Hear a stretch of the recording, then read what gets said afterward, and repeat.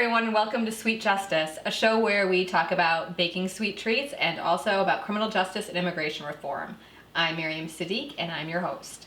Today we're going to be making donuts, and donuts, we all love them. We pick them up in the morning and bring them to the office, but how many of us actually make donuts? Probably not that many, because I'm not going to lie to you, it's pretty time consuming. If I told you it was fast and quick and easy and you could do it on a Monday morning, you'd hate me and you'd never watch another episode. But the great thing about donuts is once you're done, the end result is spectacular. People can tell the amount of care and love and attention you took to make such a wonderful treat. Specifically today, we're going to be making yeasted donuts, and people are pretty intimidated by anything that contains yeast, but we're going to make it really simple. So how does this relate to criminal justice and immigration reform? Well, it's also not easy. You can't just take a bunch of things and throw it in a bowl and see what happens. Because unlike with making donuts, for example, if this all comes together in the bowl and it's a terrible mess, you can take it and you can throw it out. But with criminal justice and immigration reform, if you aren't careful, you end up hurting a lot of people. But if you take time, care, and attention, think about the end result that you want, you could very well end up with exactly what we're looking for in criminal justice and immigration reform, which is less people in prison and an immigration system that works for people who are here already and people who want to come here. So let's get started. Now, I said that making donuts wasn't easy. It wasn't something you could do on a Monday morning as you're getting your kids ready for school. But there are some steps you can take that can make it so much easier and that your end results will seem professional. One of the things that I suggest you do, and it's not just for YouTube or to look like you're fancy, but it's to actually measure out all of your ingredients and have everything ready. That way, when you have a recipe, you can go through and check everything off, make sure you have everything, and you're not running around in the middle of it trying to remember something that you've forgotten. So for this recipe, what we have is 710 grams of flour.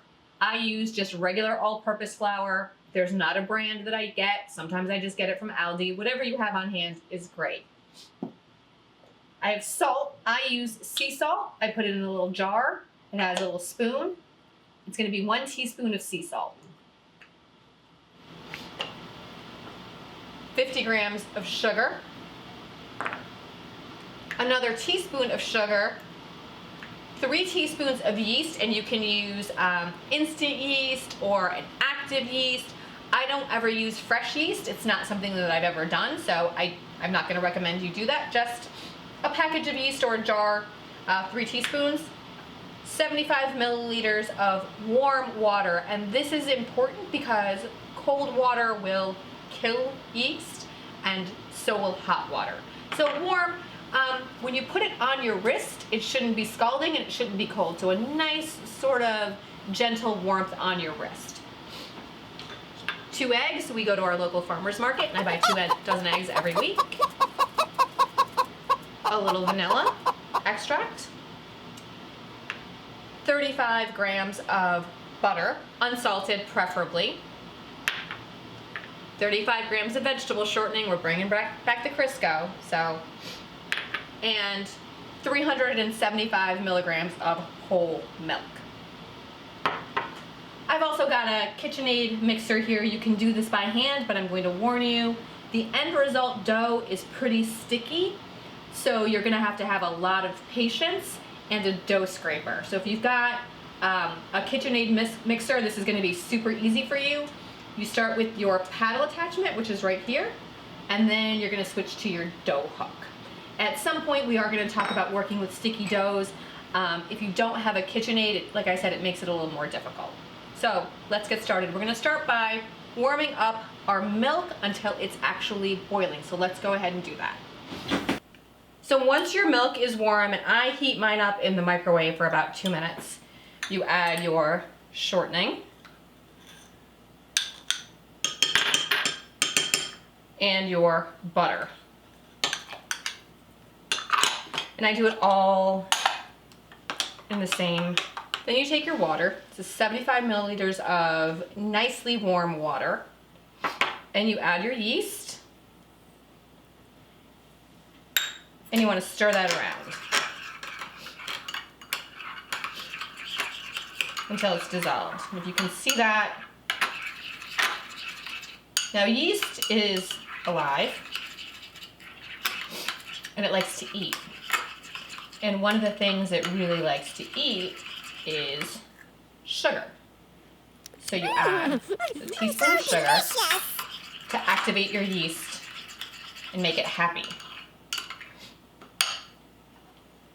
Put that aside too for about 5 minutes. And you can see, if you look in there, you can see the bubbles start to form in there. And in about 5 minutes, what you're gonna see is a whole frothy head like you just poured a beer. And this whole part is going to be covered with a foam.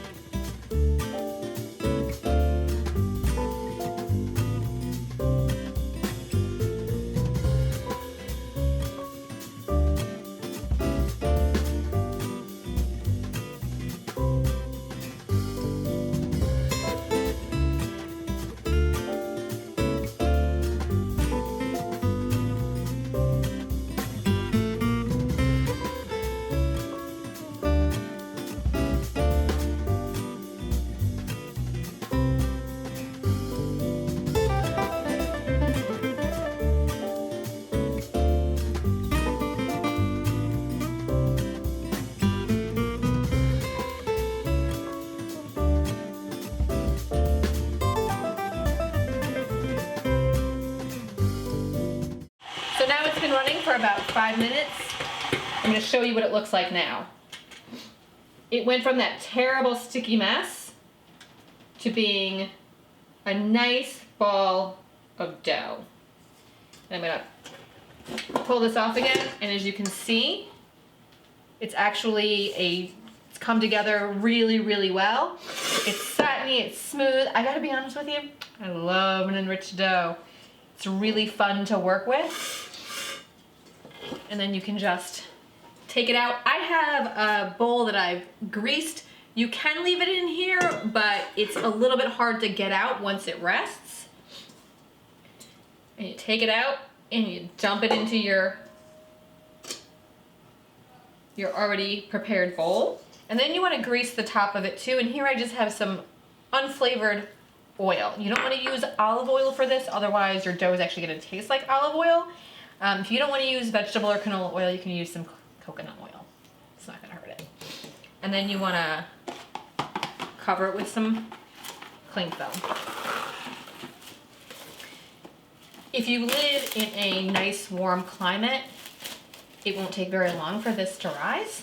But here in the Mid-Atlantic region, it takes a little while, so I'm going to leave it to rest for about an hour or until it's doubled in size, and then we'll come back. We've let our dough rest for a little over an hour now, and as you can see, it's so fluffy, and it's more than doubled in size. So we're gonna undo it. Now, before we actually start working on rolling out our dough and cutting our donut shapes, as you can see through the magic of YouTube, I've magically set up my station. And what I have here, I've got 2 baking trays that I've heavily sprinkled with flour.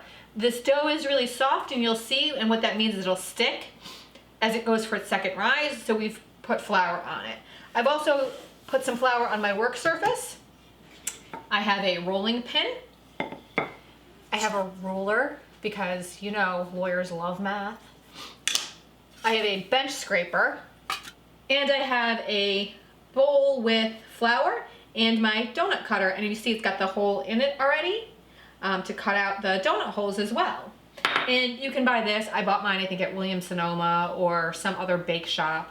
I think they even sell them at Walmart and Target. So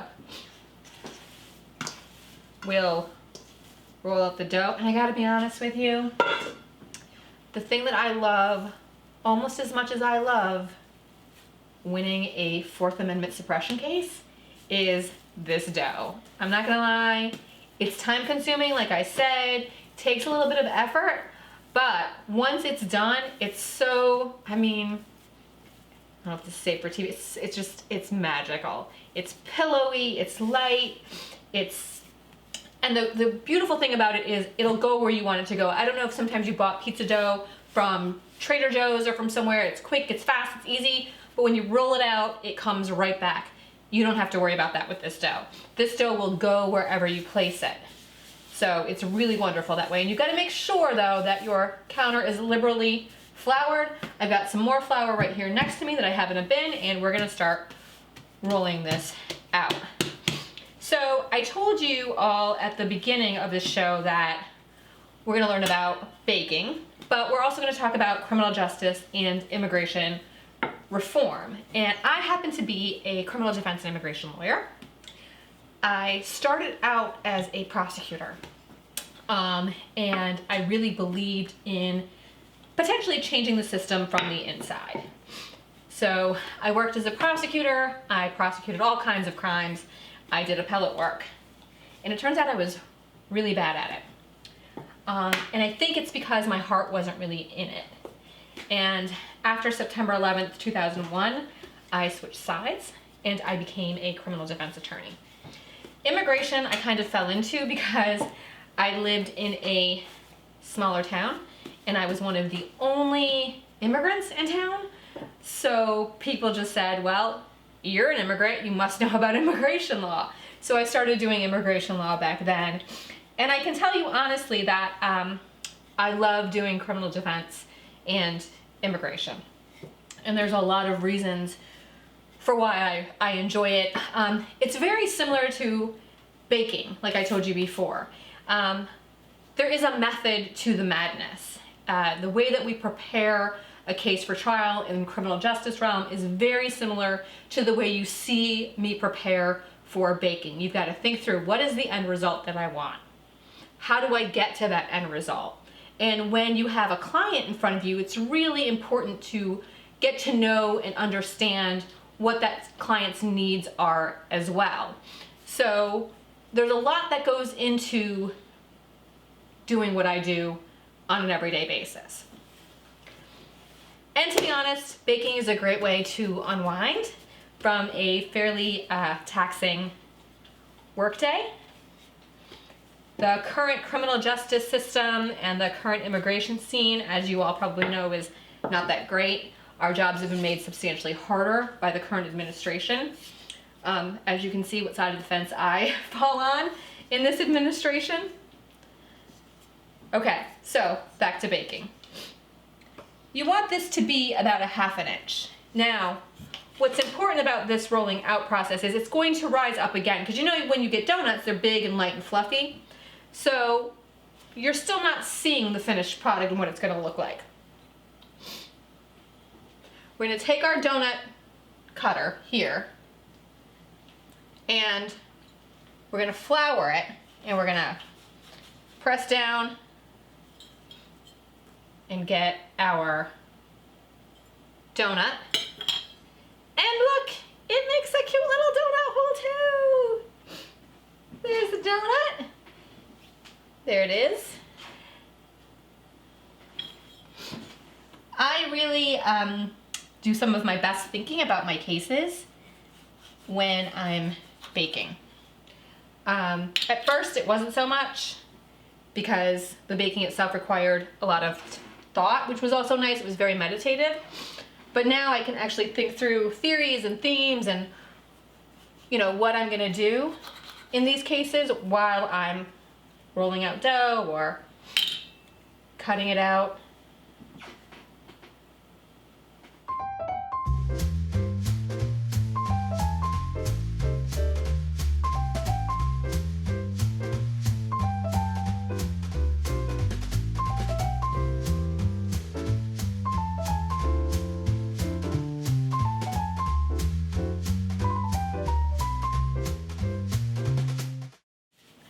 Now, the interesting thing about my job as a criminal defense attorney is that it is actually in the Constitution. If you read the Constitution, the 6th Amendment to the U.S. Constitution talks about a criminal defendant's or an accused's right to a fair trial. And one of the things it talks about is the right to an attorney at that fair trial. So I find it interesting a lot of the time when people talk about what I do as, you know, defending people who do terrible things. How can you live with yourself?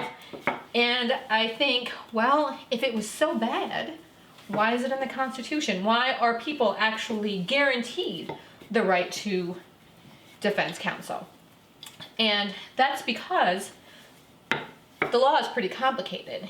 And what you don't have is the ability to just claim ignorance of the law. So you can't say, well, I didn't know what the law was or what it is, therefore I'm not guilty, or I shouldn't be convicted of this or charged with this. Because the founders understood the power of the government, they said, you gotta make it a little fair. So let's have people that know what the law is who can protect people who are accused.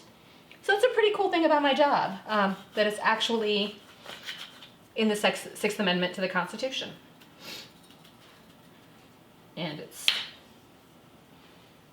okay, there we go. There are a few other amendments that really deal with the criminal law. The ones we concentrate on mostly are the 4th and the 5th Amendment. I'm sure a lot of you have heard about the 5th Amendment. You know, people say, I plead the 5th. And what that means is that in the Constitution, you are told that you don't have to incriminate yourself, meaning that you don't have to tell anybody anything that could get you in criminal trouble. And that's actually what the 5th Amendment says. So that's a really important amendment in the Constitution that we point to a lot of the time.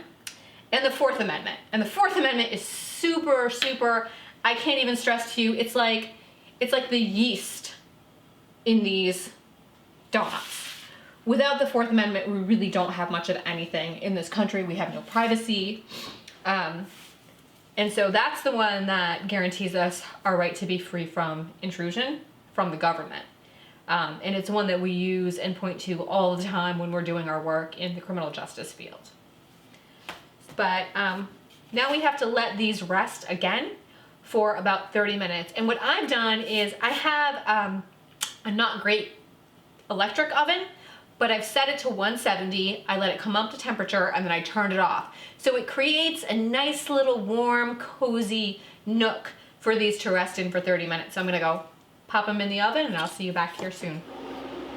We've pulled our dough out of the oven, and as you can see now, it's fluffier. They've all risen a little bit more.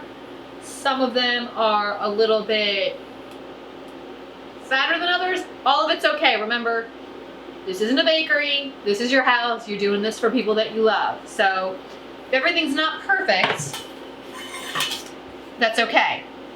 There are a couple of things that are important to have though, even though you're not a professional. One of those things is a thermometer. Now, I recommend a candy thermometer. There are lots of other kinds that I'm going to show you, but the reason why this one is great is because you can set it and forget it.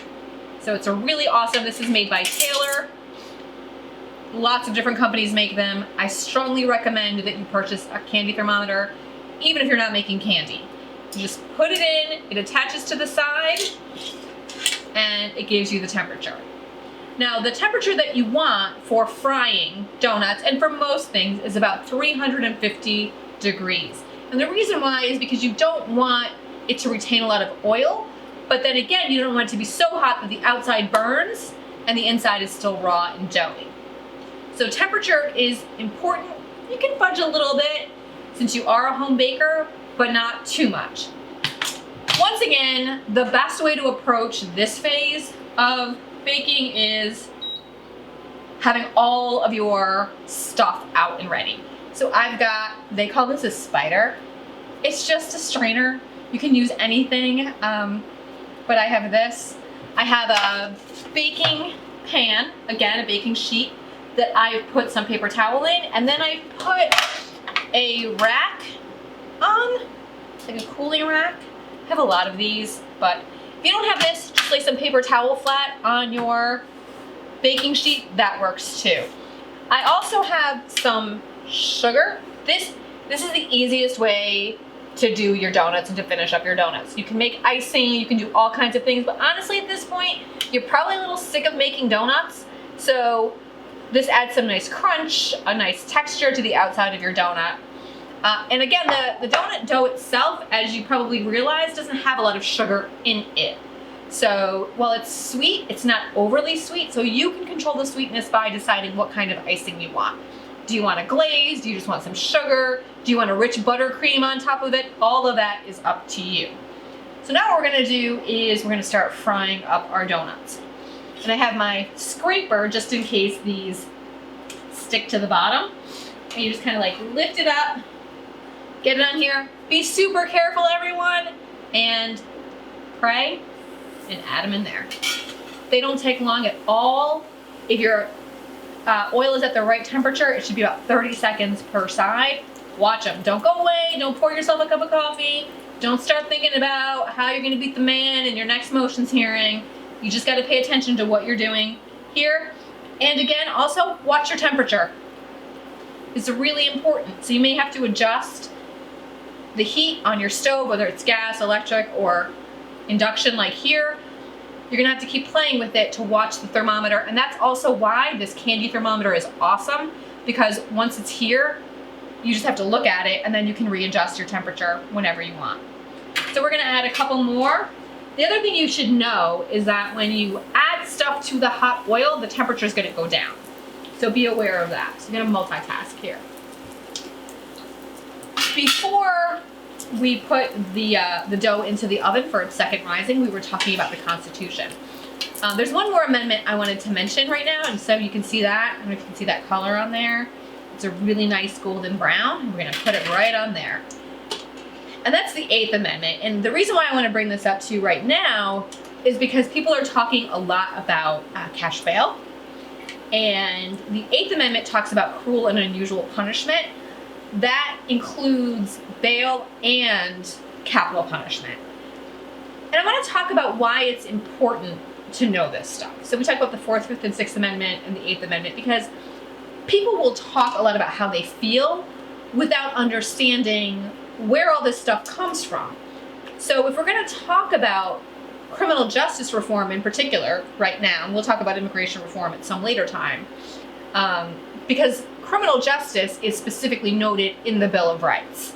There's not that much about immigration in the Bill of Rights for a variety of reasons, and if you continue to watch the show, you'll learn about what those are. But if we can go back to the actual words in the Constitution and see what it is we're supposed to have, what our rights are, then we can be much more solid when we talk about criminal justice reform and what we're looking to do. And we can, instead of just saying like, oh, it's really bad, people go to prison for a long time, or, you know, cash bail is so bad, people stay in prison or in pretrial detention for a really long time because of cash bail, you'll know, but hey, wait a minute, the 8th Amendment actually says we're not supposed to do this. People aren't supposed to sit in detention for months and years before they go to trial. We're gonna do a couple of these donut holes, these really cute little donut holes.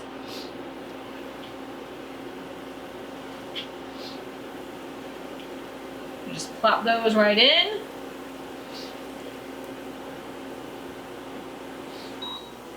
You're gonna hear me kind of go up and down with the temperature on this thing too, because I'm watching it as it goes up and down. I want to keep it in that 340 to 350 range. So now I've got my donut. I'm just gonna put it on both sides, roll it around in my sugar, and voila. And I'm gonna do that with these while they're still a little warm, not so that they're so hot you can't touch them, but that they're warm enough, so that the sugar will actually stick to them. You don't want to wait too long.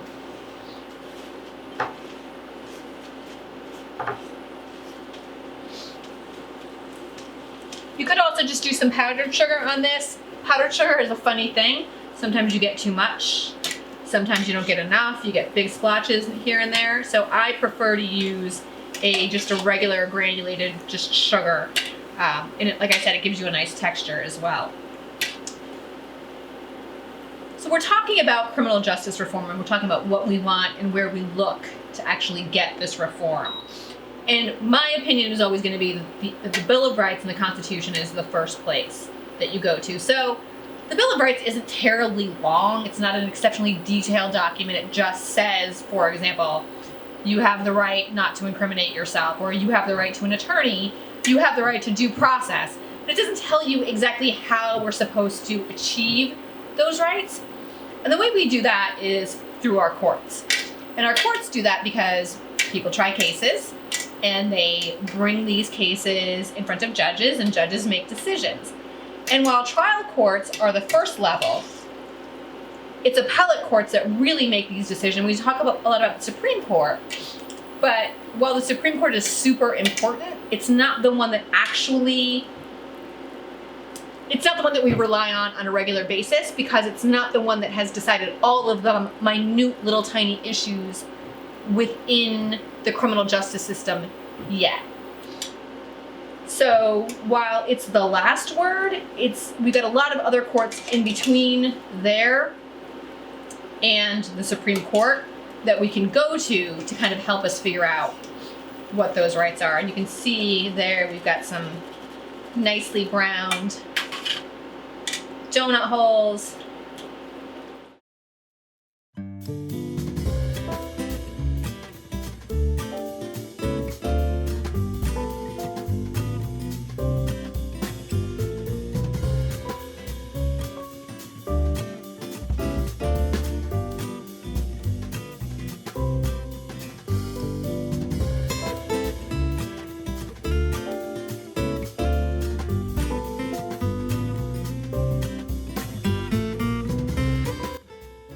So thanks a lot for joining us today.